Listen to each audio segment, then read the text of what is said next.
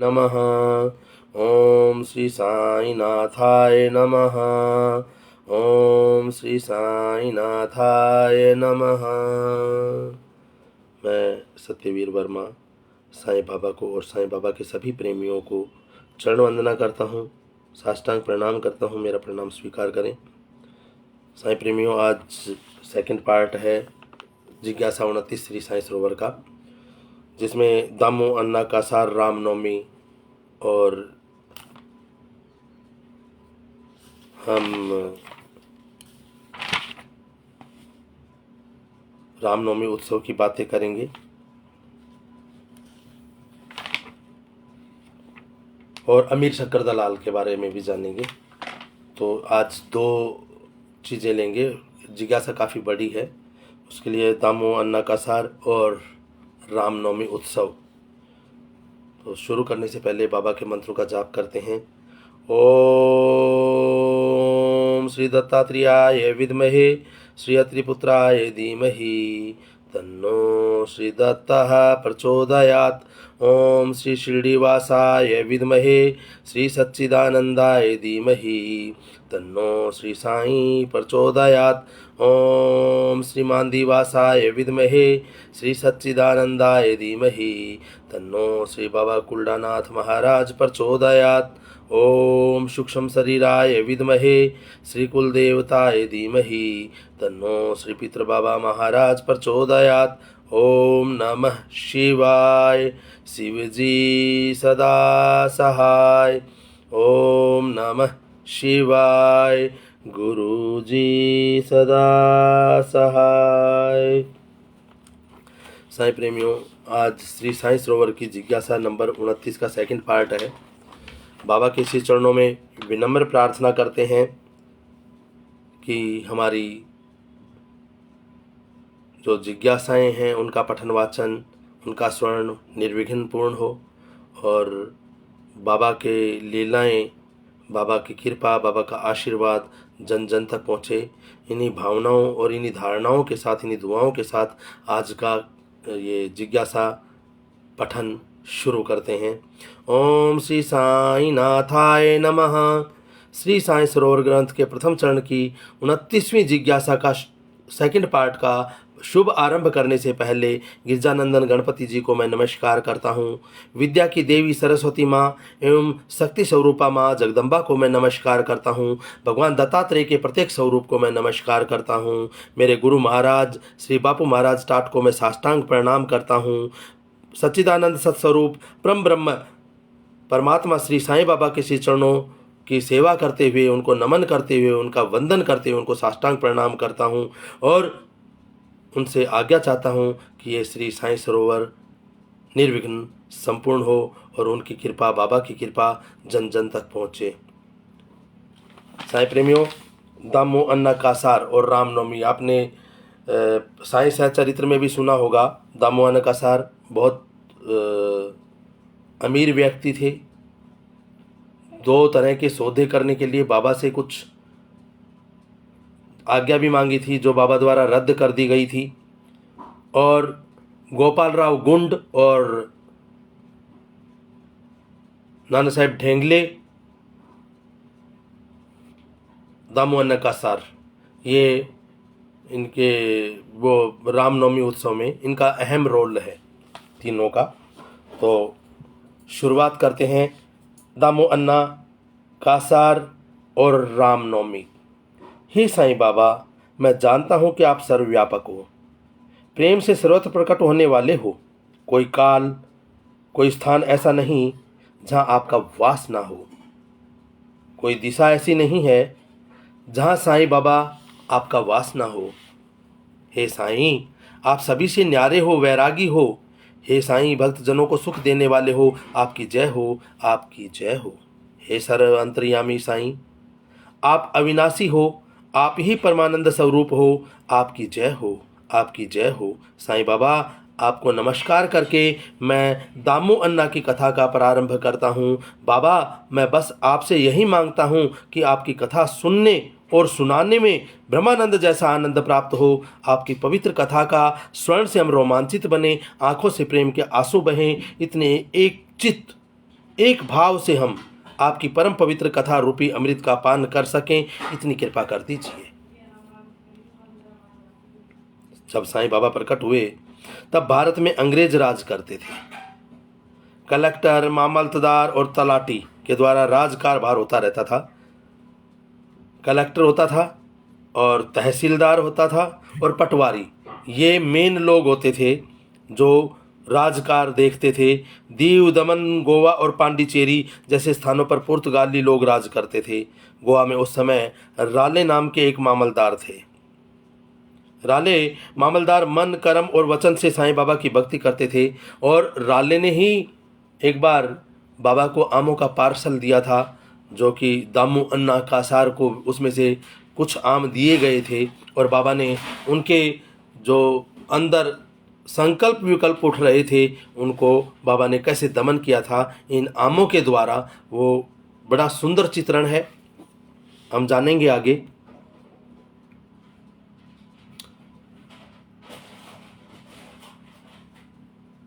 राले मामलदार कभी बाबा को नैवेद्य भोग अर्पण के बिना कुछ भी आहार नहीं लेते थे। बाबा का वचन है कि जो मुझे अर्पण करने के बाद भोजन लेते हैं, मेरे ऐसे भक्तों के घर में कभी अन्न और वस्त्र का अभाव नहीं होता। राले मामलदार का घर सुख समृद्धि से संपन्न था, क्योंकि तहसीलदार थे वो। तो उस टाइम में तहसीलदार की अच्छी पगार होती थी, अच्छा रुतबा होता था, समाज में इज्जत होती थी, 4 लोग पूछ के चलते थे। आज भी है ऐसा, पर आज अलग चीज़ है और उस ज़माने में अलग होता था। तब के ज़माने में गोवा विस्तार के फलों के बगीचे बहुत थे। गोवा के बाजार मशहूर थे। कोई भी ऋतु के फल बाजार में आते तब राले मामलदार खरीद कर शिरडी बाबा के लिए पार्सल भेज देते थे। बाबा को फल भेजने के बाद ही वे फल खाते थे। एक बार ग्रीष्म ऋतु में आम का एक पार्सल राले मामलदार गोवा से शिरडी साईं बाबा के लिए भेजा।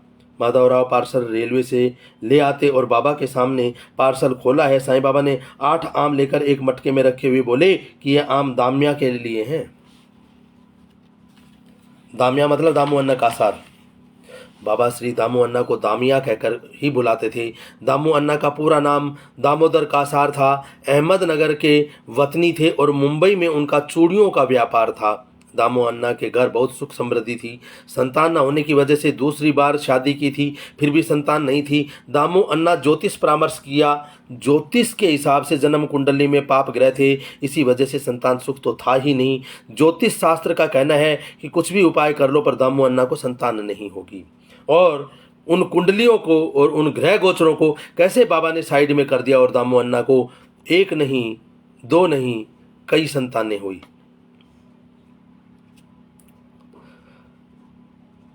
मनुष्य जो चाहता है ना, वो कितने भी प्रयत्न करने पर ना मिले तो निराश हो जाता है। स्त्री के लिए मां बनना अद्भुत घटना है।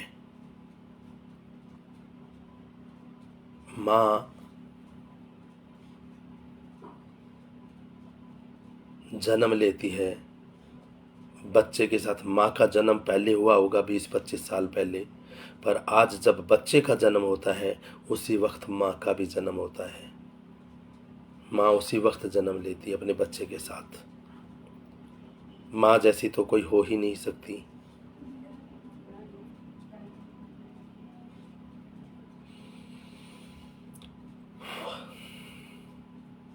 माँ असहनीय वेदना सहकर बालक को जन्म देती है, लेकिन जब बालक का चेहरा देखती है ना, तो अपनी सारी वेदनाओं को भूल जाती है। वो है माँ। खुद गिल्ले में सोए और बालक को सूखे में सुलाए, वो है माँ। खुद भूखी रहे, बच्चे को खिलाए, वो है माँ।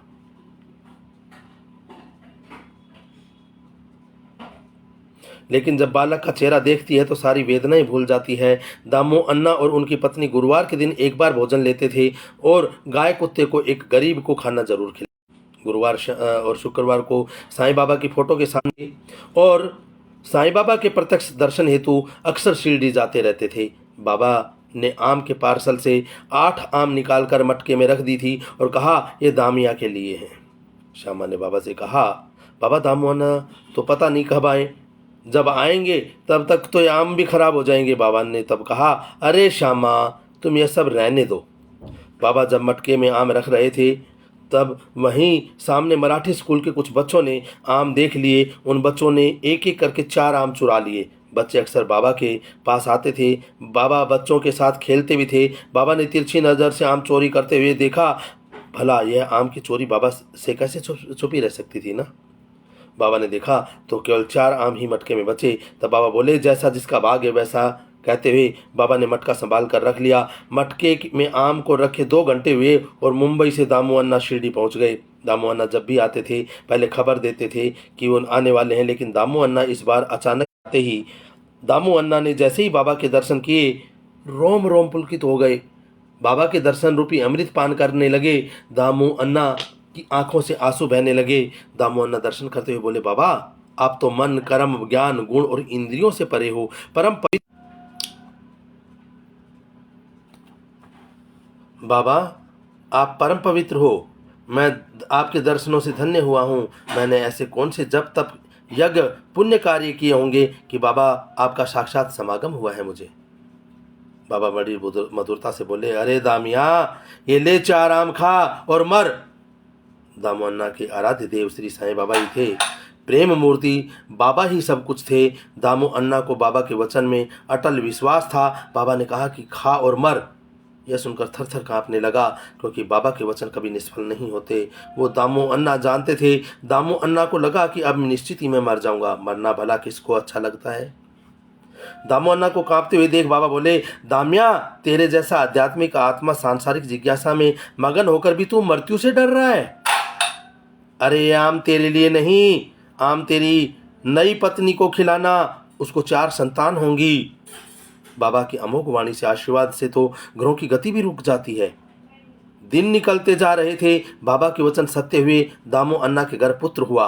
बालक के नामकरण के लिए दामू अन्ना बालक को लेकर शिरडी आए। बाबा के चरण में बालक को रखकर बाबा से कहा, बाबा बालक को नाम दो। बाबा ने कहा, अरे मुझसे क्यों पूछते हो? बालक का नाम तो तुम अपनी जेब में लेकर घूमते हो। तुम्हारी जेब में डायरी निकालो। डायरी में देखा तो तीसरे पन्ने पर दौलत शाह लिखा हुआ था। दामू के साथ वहाँ बैठे सब भक्त आश्चर्यचकित हो गए। जिसके भाग्य में संतान ही नहीं था, वो दामू अन्ना को बाबा की कृपा से कुल 8 संतान हुई, जिसमें से 4 संतान जीवित रही। बाबा ने 8 आम मटके में रखे थे, जिसमें से 4 आम बच्चों ने चुरा लिए थे। यह बाबा की आम्र लीला थी। साईं बाबा ने दामू अन्ना और नाना साहेब ढेंगले दोनों के भाग्य को ही बदल दिया था। संतान सुख नहीं होगा ऐसा ज्योतिषी का भावी कथन तो को मिथ्या कर बाबा के वचन सत्य सिद्ध हुए। बाबा के वचन कभी निष्फल नहीं होते। भगवान रामचंद्र का छोड़ा तीर कभी विफल नहीं होता। श्री कृष्ण का छोड़ा हुआ सुदर्शन चक्कर ना कभी निष्फल होता है। ऐसे ही बाबा का वचन कभी असत्य ना हो, ऐसा हो ही नहीं सकता कि बाबा बोले और वो पूर्ण ना हो। साईं आदेश से तो ग्रहों की गति रुक जाती है। दामू अन्ना और नाना साहेब ढेंगले दोनों को इच्छा हुई कि बाबा को कुछ उपहार दें, लेकिन रिद्धि सिद्धि के दाता साक्षात दत्ता अवतार साईं को क्या दें हम। तू थी न थी को वस्तु, ते थी तूने तपो साईं, पूर्ण प्रगट प्रशस्त सी उपमा अपो साईं। अर्थात जिसके सिवा ना कोई वस्तु है, ऐसे साईं को क्या अर्पण करूं जो पूर्ण है, पूर्ण से भी पूर्ण है, जो साक्षात है, जो प्रसिद्ध है। उनको उपमा के लिए शब्द कहाँ से लाऊं मैं। दामू अन्ना ने बाबा का जन्मदिन उत्सव मनाने का तय किया, परंतु बाबा तो स्वयं प्रकट थे, अयोनिज थे, तो जन्मदिन कैसे तय किया जाता है। उलझन होने लगी। दामू अन्ना अपने मन की बात ताता पाटिल और माधव राव से करते हैं। फिर बाबा के पास गए और बाबा को जन्मदिन उत्सव की बात कही। बाबा ने कहा कि मेरी ही प्रेरणा से आप में यह विचार उत्पन्न हुआ है। आप लोग जो भी करोगे उनमें सबका कल्याण होगा, इतना निश्चित है। मनुष्य शरीर अत्यंत भाग्य से प्राप्त होता है, जो देवताओं के लिए भी दुष्प्राय है। इसलिए मनुष्य शरीर से जो भी सत्कर्म कर लो, मनुष्य शरीर का सदुपयोग कर लो। बाबा ने कहा, उत्सव करो रामनवमी के दिन। बड़ा ध्यान में रखते हुए बाबा ने रामनवमी का दिन चुना था और उसी दिन बाबा ने उर्स का मेला भी भरवाना शुरू कर दिया था। बाबा की अमोघ वाणी सुनकर सभी भक्तों का शरीर रोमांचित हो गया। अतिशय स्नेह वश शरीर रोमांचित हो गया। प्रेम आंसू से बाबा के चरण कमल में नमस्कार किया, बाबा के नाम का जय घोष किया। बाबा की अद्भुत कला भी ऐसी थी कि उर्स शरीफ का उत्सव और रामनवमी दोनों त्योहार की एक साथ ही मनाया जाने लगा। बाबा की अद्भुत कला हम और आप जैसे सांसारिक लोग, शायद कोई बहुत बड़े अगर कोई भक्त हो बाबा के वो समझ जाए तो बात अलग है, हम जैसे सांसारिक व्यक्ति नहीं समझ सकते बाबा की लीलाओं को। माधवराव ने कहा, बाबा ये कैसे होगा, रामनवमी और उर्स शरीफ दोनों एक साथ कैसे मनाएं? दोनों त्योहार का धर्म अलग, उत्सव रिवाज सब अलग अलग है। बाबा श्री ने कहा, श्यामा क्या तूने अभी मुझे पहचाना नहीं? हिंदू का राम मैं हूं, अल्लाह ताला का पैगंबर भी मैं हूं। जाति और धर्म के वाड़े मनुष्यों के लिए हुए हैं, ईश्वर एक ही है। कोई मूर्ति पूजे तो कोई मजार पूजते हैं, दोनों में कोई फर्क नहीं है। यह सब क्यों लड़ते हैं? क्या घर, क्या खेत, क्या अन्य चीज वस्तु के झगड़े? सबके खून और आंसू का रंग समान है, तो फिर क्या भेदभाव, किस बात की लड़ाई? अंतराइयां, वाड़े, पंथ, ये तेरा मेरा सब कुछ झगड़े का मूल है। आप सब मेरी ही संतान हो, एक दूसरे को प्रेम करो। प्रेम व्यवहार से शंकाएं दूर होंगी और तुम्हें प्रभु के दर्शन यानी मेरा साक्षात दर्शन होगा, मेरा पूर्ण रूप देख पाएंगे आप। कुंडलियां, हिंदू कहे हम बड़े, मुसलमान कहें हम, एक मूंग की दो फाड़ है, कौन ज्यादा और कौन कम?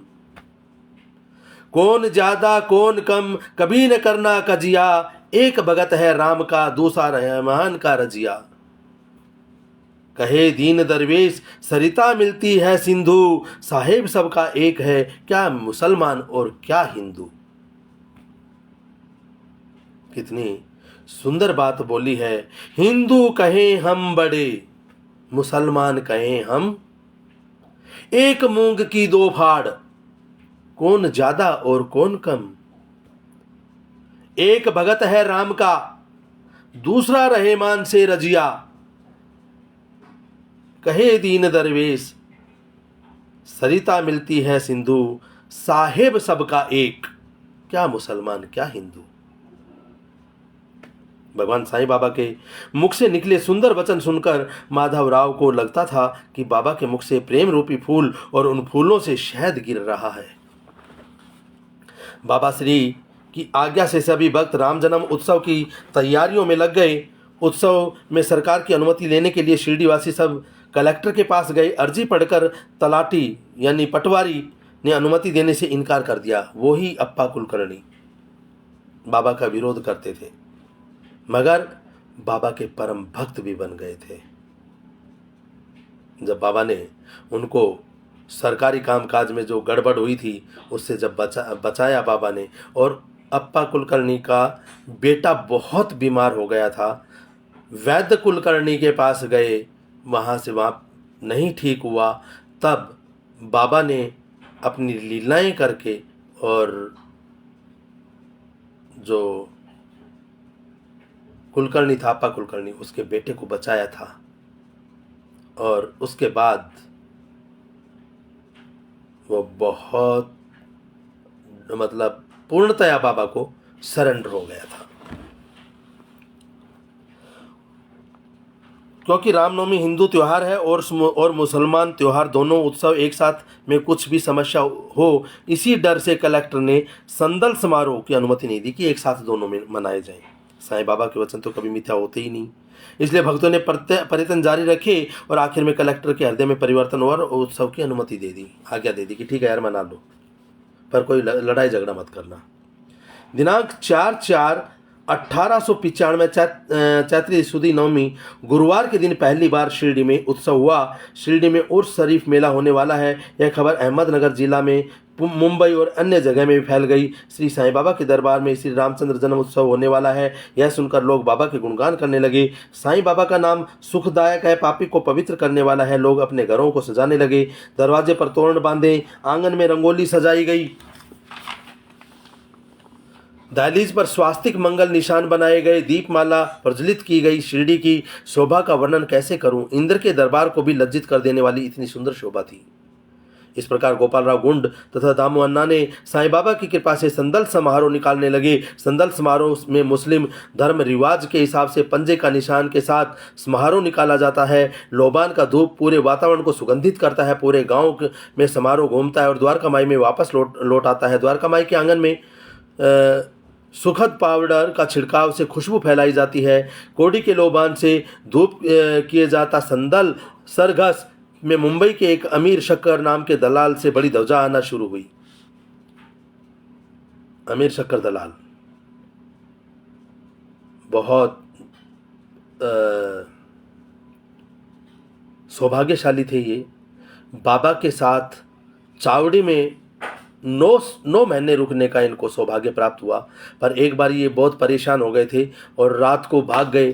कोपर गांव की धर्मशाला में जाके ठहरे तो किसी साधु ने जल मांगा और जल पीते ही वो उनकी प्राण पखेरु उड़ गए। तब अमीर शक्कर दलाल ने सोचा ये जल्दबाजी का नतीजा है, अगर मैं किसी को बताऊंगा तो पुलिस मेरे को पकड़ेगी। वो फटने से पहले ब्रह्म मुहूर्त में ही वो शिरडी वापस पहुंच गए और जब तक बाबा ने नहीं कहा तब तक शिरडी छोड़कर वो नहीं गए। और कोराले के थे ये, वैसे मुंबई में दलाली का धंधा करते थे और ये शिरडी एयरपोर्ट के पास ही गांव पड़ता है जहाँ के अमीर शक्कर दलाल रहने वाले थे। तब के ज़माने में पाकिस्तान, सिंगापुर, बर्मा और सीलोन, श्रीलंका सहित अखंड भारत माना जाता था। अखंड भारत में सबसे बड़ा कत्ल खाना मुंबई दादर में था, इसलिए चमड़े का बड़ा व्यापार दलाल लोग करते थे। अमीर शक्कर भी इन व्यापार में दलाली करते थे। अमीर शक्कर दलाल कोपर गांव तहसील के कोरले गांव के थे और व्यापार अर्थ से मुंबई जाकर रहते थे।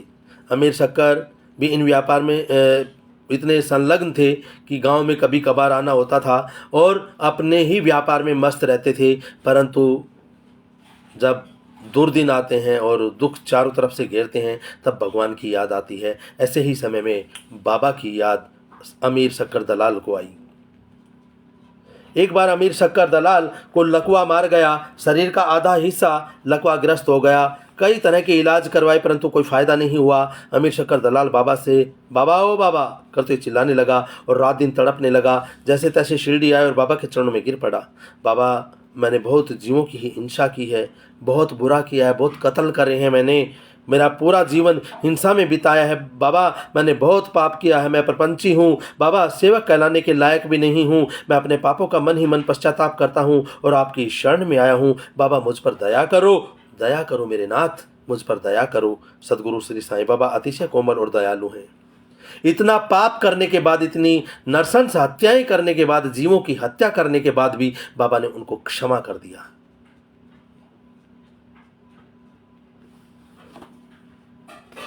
शरण में आने वाले पर कृपा करने वाले हैं, जो गति प्राप्त करने के लिए योगी जनों को योग साधना करके दे जार जार कर देते हैं। ऐसे उच्च गति बाबा के शरण में आने वाले को प्राप्त हो जाती है।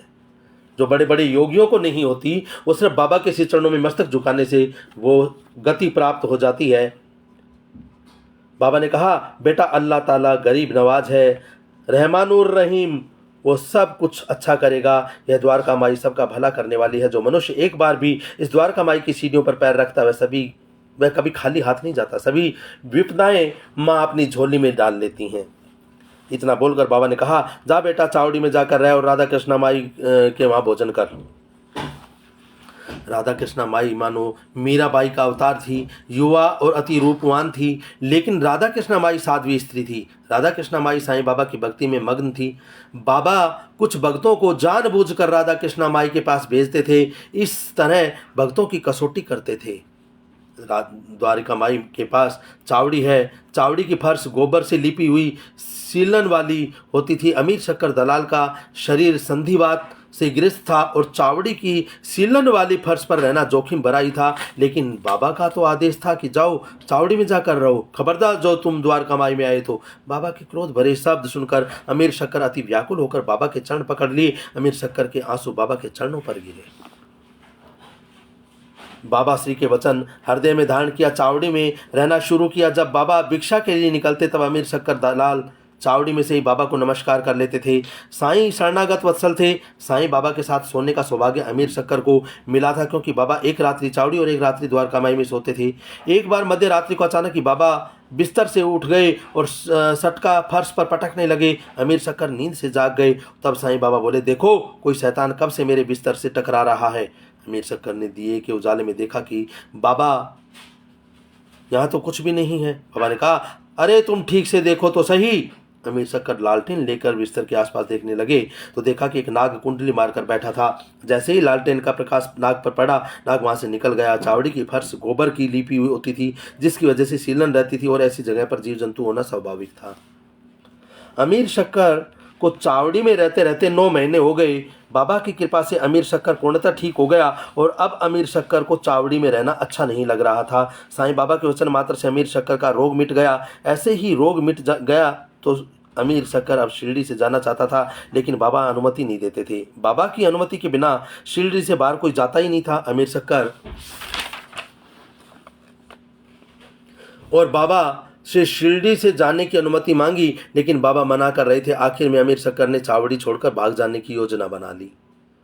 साईं बाबा सर्वज्ञ हैं। अमीर शक्कर की भाग जाने की योजना जानते थे। गरुड़ के मुख में से सांप छूट सकता है, लेकिन बाबा की दृष्टि से कोई छूट नहीं सकता। एक दिन बाबा द्वारका माई में सोए हुए थे। अमीर शक्कर को नींद नहीं आती थी, क्योंकि उसके मन में भाग जाने का कपट था। गांव में से सब सो चुके थे। अमीर शक्कर अपना बिस्तरा लेकर कोपर गांव की तरफ चलने लगे। चलते चलते 6 मील का रास्ता काट लिया और सुबह कोपर गांव की एक धर्मशाला में आ पहुंचे। लगातार चलने से थक गए थे। आराम करने हेतु सेतरंजी बिछाई और लेटे। इतने में पास में एक आवाज़ आई, बेटा पानी, बेटा पानी।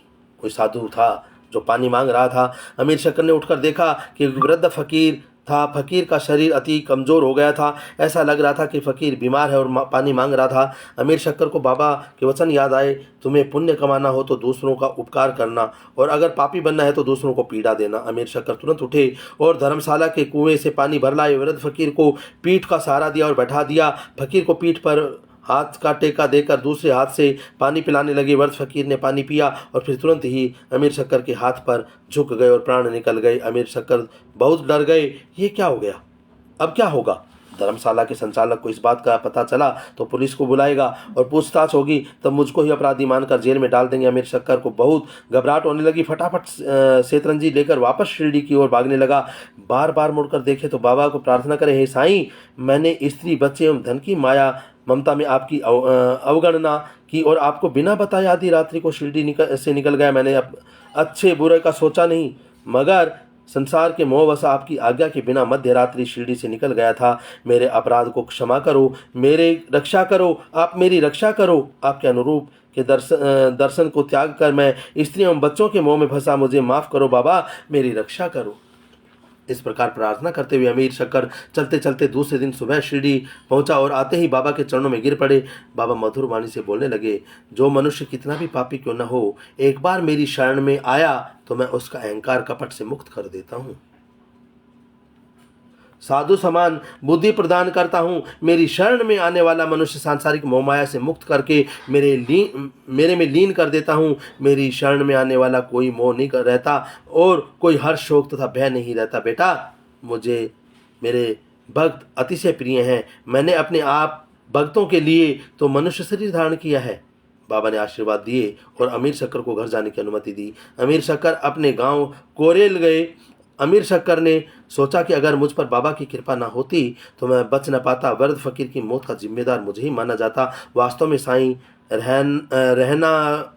रहमानुर रहीम है। अमीर शक्कर अपने गांव कोरेले पहुंच गए हैं। मुझे उनके चरण में कुछ उपहार रखना चाहिए। मैं उपहार दे सकता हूं। आखिर अमीर शक्कर ने तय किया कि उर्स के दिन कोरेल गांव से समारोह निकालकर बाबा के दरबार में जाऊंगा। अमीर शक्कर ने हर साल रामनवमी के दिन चंदन उत्सव प्रारंभ किया। अमीर शक्कर के बाद उनकी पत्नी ने यह परंपरा जारी रखी और अमीर शक्कर के वंशज आज भी यह परंपरा निभा रहे हैं। दुनिया के सभी धर्मों की तरफ बाबा को आदर भाव या समान भाव रखते थे। जब से शिरडी में उर्स और रामनवमी का उत्सव साथ साथ होने लगे, तब से शिरडी गांव का गौरव दिन प्रतिदिन बढ़ने लगा। शिरडी गांव पवित्र धाम बन गया। श्री राम जन्म उत्सव कैसे मनाया जा रहा है, उसकी चर्चा हम कल करेंगे। अब बाबा की आरती करते हैं। आरती साईं बाबा सुखे दातार जीवा, चरणा रजतली द्यावा दासा विसावा, भक्ता विसावा। आरती साईं बाबा जाळुणी आनंग, सवसरूपी राहे दंग, मुमुक्ष जन दावी निज डोळा श्रीरंग, डोळा श्रीरंग। आरती साईं बाबा जाया मनी जैसा भाव, तया तैसा अनुभव, दाविशी दया घन ऐसी तुझी ही माव, तुझी ही माव। आरती साईं बाबा तुमचे नाम ध्याता, हरिसन श्रोती व्यथा, अगाध तव करणी मार्ग दाविशी अनाथा, दाविशी अनाथा।